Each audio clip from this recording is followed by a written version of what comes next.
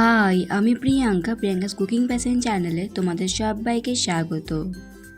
আজ আমি তোমাদের সাথে শেয়ার করব একেবারে বাজারের মতো পারফেক্ট আলুর চিপস। বাড়িতেই তোমরা খুব সহজেই আলুর চিপস বানিয়ে সারা বছর জুড়ে সংরক্ষণ করতে পারবে। চলো তাহলে শুরু করা যাক আমার আজকের এই ভিডিওটি। আশা করি তোমাদের ভালো লাগবে। তোমরা প্রথম থেকে শেষ পর্যন্ত ভিডিওটা দেখতে থাকো।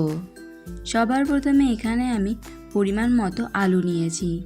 এখানে আমি আলুগুলোকে একটু বড় সাইজ দেখে নিয়েছি। তোমরাও এখানে নিজেদের পরিমাণ অনুযায়ী আলুগুলোকে কম বা বেশি করে নিতে পারো।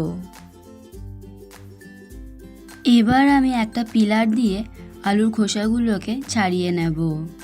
আমি এখানে পিলার দিয়ে আলুর খোসাগুলোকে ছাড়িয়ে নিচ্ছি। তোমরা চাইলে বুটি দিয়েও কেটে নিতে পারো। ভালোভাবে পরিষ্কার করে আলুর ছালগুলোকে ছাড়িয়ে নিতে হবে। সবগুলো আলুর ছালকে আমি একইভাবে ছাড়িয়ে নেওয়ার পর জলের মধ্যে দিয়ে ভালোভাবে ধুয়ে নেব। সবগুলো আলুকে আমি ভালোভাবে ধুয়ে নেওয়ার পর প্লেটের মধ্যে রেখে দিয়েছি। এবার আমি এক একটা করে আলু নেব আর এইভাবে পাতলা পাতলা করে চিপসের মতো কেটে নেব। আলুগুলোকে যত পাতলা করে কাটা হবে চিপসগুলো কিন্তু ততটাই ভালো হবে। প্রত্যেকটা আলুকে আমি একইভাবে পাতলা পাতলা করে কেটে নিয়েছি। আমি এখানে আলু চিপসগুলোকে বটি দিয়ে কেটে তৈরি করে নিলাম। তোমরাও চেষ্টা করবে বটি দিয়ে কাটার, তাহলে কিন্তু খুব সুন্দরভাবে পাতলা করে কেটে নিতে পারবে। এবার আমি এর মধ্যে দিয়ে দিলাম খুব সামান্য একটু হলুদ গুঁড়ো। সামান্য একটু হলুদ গুঁড়ো দেওয়ার কারণে আলুর চিপসটা খুব সুন্দর কালার আসবে। এবার আমি সব কিছুকে ভালোভাবে মিশিয়ে নেব।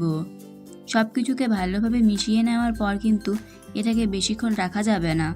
এবার আমি এখানে একটা কালো পলিথিনের ওপরে প্রত্যেকটা আলুকে একইভাবে এইভাবে চারিপাশে ছড়িয়ে দেব। প্রত্যেকটা আলুকে আমি চারিপাশে ছড়িয়ে দিয়েছি। এবার এই আলুগুলোকে আমি রোদের মধ্যে ভালোভাবে শুকিয়ে নেব। চিপসগুলোকে আমি ভালোভাবে শুকিয়ে নিয়েছি। আর দেখো কত সুন্দর চিপসগুলো তৈরি হয়ে গেছে। এখনই কতটা ক্রিস্পি হয়েছে চিপসগুলো। চলো তোমাদেরকে তাহলে ভেজে দেখাই। কড়াইয়ের মধ্যে আমি তেল গরম হতে বসিয়ে দিয়েছি। এই চিপসগুলো ভাজার জন্য কিন্তু খুব বেশি তেলের প্রয়োজন পড়ে না। এবার আমি চিপসগুলোকে দিয়ে উল্টে পাল্টে ভালোভাবে ক্রিস্পি করে ভেজে নিয়েছি। চলো এবার আমি চিপসগুলোকে তুলে নিচ্ছি। চিপসগুলোকে কিন্তু গ্যাসের ফ্লেমটাকে মিডিয়ামে রেখে ভেজে নিতে হবে। এবার একটু চটপটা করার জন্য আমি ওপর থেকে দিয়ে দিচ্ছি সামান্য একটু বিট লবণ আর দিয়ে দিচ্ছি সামান্য একটু লাল লঙ্কার গুঁড়ো। সব কিছুকে ভালোভাবে মিশিয়ে নিলেই তৈরি হয়ে গেল দুর্দান্ত স্বাদের এই আলুর চিপস। তোমরা দেখেই বুঝতে পারলে এই আলুর চিপসগুলো বানানো ঠিক কতটা সহজ। তোমরা একবার হলেও বাড়িতে বানিয়ে দেখবে। অবশ্যই কমেন্ট করে জানাবে রেসিপিটি কেমন লাগলো। নতুন রেসিপির আপডেট পাওয়ার জন্য চ্যানেলটি সাবস্ক্রাইব করো।